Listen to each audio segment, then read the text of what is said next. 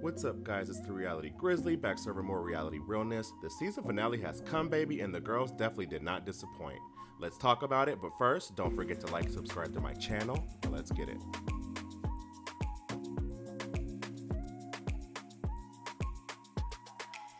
The show opens up. Porsha and Lauren pay Fedra a visit to her home. They talk about the death of their cousin Londi and how she actually passed away on the phone with Lauren. Apparently she was in distress, but the exact cause wasn't revealed. Fedra serves them up a beautiful spread of food and they enjoy their time together remembering Londi.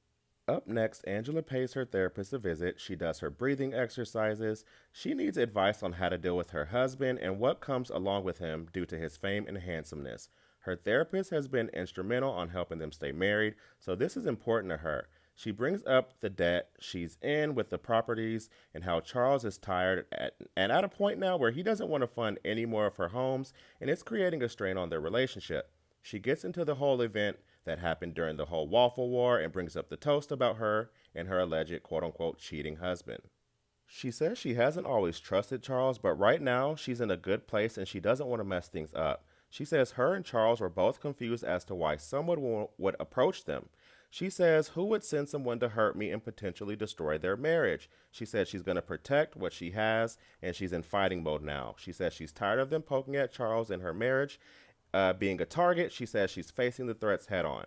Shamia prepares to showcase her new music. Gerald shows up alongside with all the ladies to support, except for Porsha, unfortunately. Drew says she's there to give constructive criticism. Britt enters the room, addresses everyone except Kelly. Kelly is like, at this point, she's non-existent to me. Miss Pat hosts the show. Yes, I love Miss Pat. She is so funny. It was good to see her on the show. The show begins and Shamia kills it, but Drew says she never had this much trouble hitting notes herself. Did y'all know that Shamia plays the piano? I did not know that. She did kill her performance. Drew says the mic needed to be off, throwing vocal shade again, but, she was clearly hating.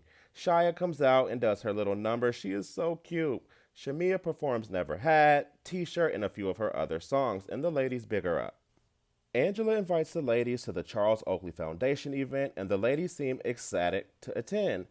The goal is to feed 100,000 children in underserved neighborhoods. I love that. That's super dope. Britt shades Kelly for buying 80,000 followers. Kelly is like, I didn't know you were stalking my page, and things get heated once again. Shemia and the ladies meet backstage, and Fedra gives Shemia her flowers, literally, which says a lot considering the past events. Now, as the ladies are leaving, Shemia does pull Britt to the side. She wants to confront Britt for running back lies to Porsha, causing friction between the two besties. Britt was like, you showed me text messages between you and Porsha. And Shemia is like, you are lying.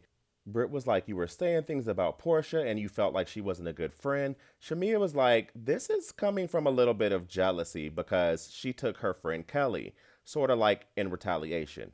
Britt was like, did you see your daughter when you got back from Miami, or were you popping shots with Kelly? This girl is the lowest of the low. Shamia's like, don't bring my daughter up, keep your clothes on, and at least she's not popping pills, and to keep her name out of her mouth. Did you see your daughter when you got to Miami? Don't bring my daughter up. Because you did that whole situation at Grenada crying, and I really thought that you were honestly going through it. Child. Nevertheless, the showcase was a success. Honey, Drew gets a phone call from Ralph. He needs permission from Drew to come upstairs and have a conversation. Britt and her hubby prepare to take off on a jet, which we never saw take off, honey, but I digress. Everything is a fake flex with them, but whatever. We get a beautiful moment with Kelly and her girls as they cook breakfast. Kelly and her sister bring up the fact that Kelly is behind with the grand opening for her next waffle location out in Sandy Springs and how frustrated she is about it. She says she has to be careful opening another location because she's still married and she doesn't want him to be able to have any of her assets. So Drew gets to the living room to meet Ralph and he's playing the piano, child. He wants to know how they got to the place they're in today, which is odd because, dude, you know what you did and what she did. Seemed like such a staged conversation. Ralph says the judge has an order in place where he can't meet with the kids Monday through Friday. He says he misses being more involved with his kids. Drew is like, all you have to do is communicate if you want to spend more time with them, and that she would never take him away from his kids.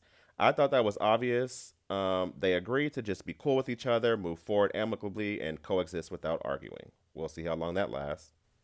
Phaedra heads to a winery with her man Chi Chi. She says she wasn't looking for a man, but when he showed up, and he showed out. He is fine. She says he is dark and lovely and fun and really young with the snapper. Yes, God, Phaedra, I know what you mean, girl. They are building a charcuterie board together. She says she loves blackberries and black men and feeds him some strawberries, honey. They do look cute together, even though I don't believe the relationship is real. But for whatever it is, she looks happy. Britt has her mom all moved in, and she says she's still getting used to it. She throws a little family gathering at her home with the in-laws. Apparently, there's been some trauma with both sides of the family, but she's happy everyone is able to be under one roof for the first time. She lets the family know she will be getting married, and after the ceremony, she will plan on getting started having a baby. The ladies show up to Charles Oakley Foundation. Everyone looks beautiful. Charles looks so dapper. I do have to say this. Tonight was the best Angela has ever looked. She literally was drop dead gorgeous.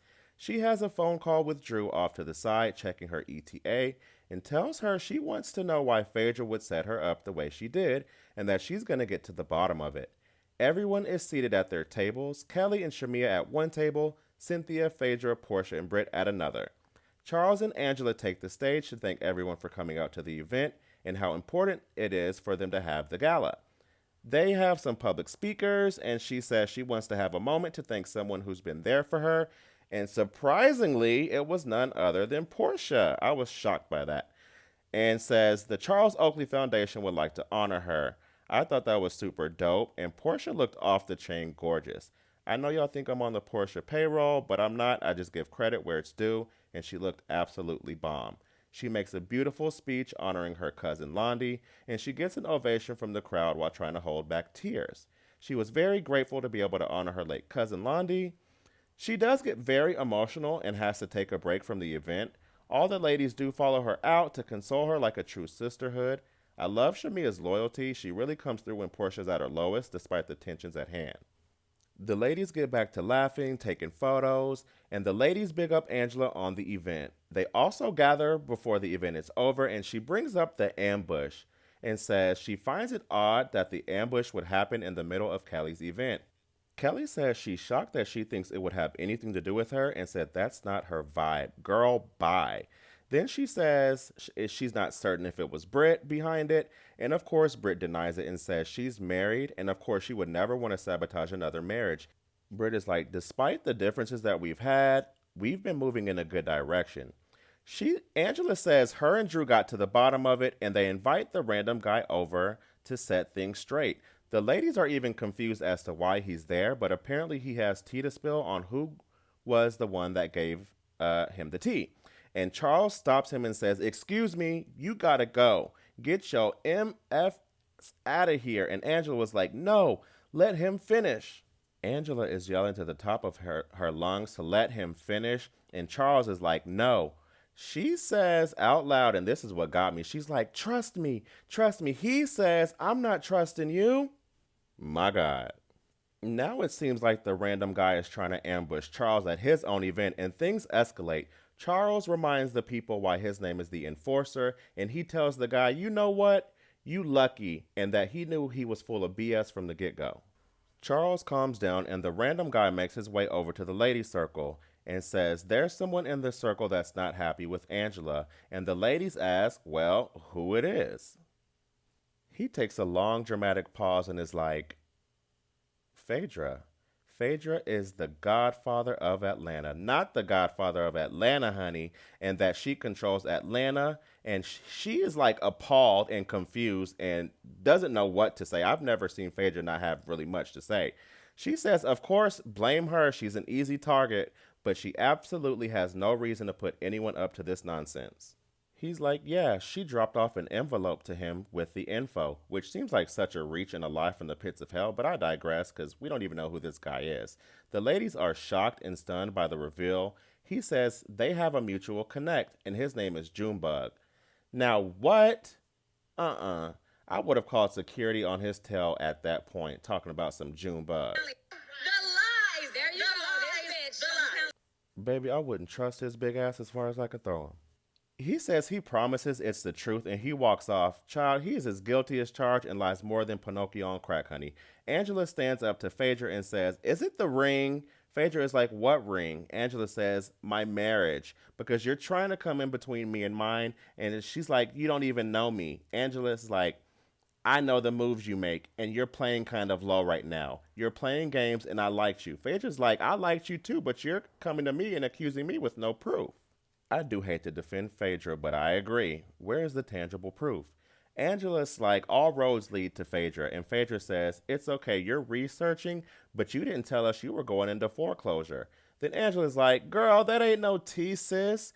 Do you let your kids visit their father? Because you're a horrible person." And Kelly starts yelling out, "No, don't bring the kids into it."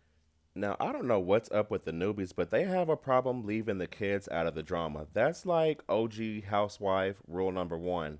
Don't talk about the kids or the husbands. Honey, then off to the side in my peripheral, Britt and Shamia get into it for Britt bringing up Shamia's kid in the middle of the mess going on.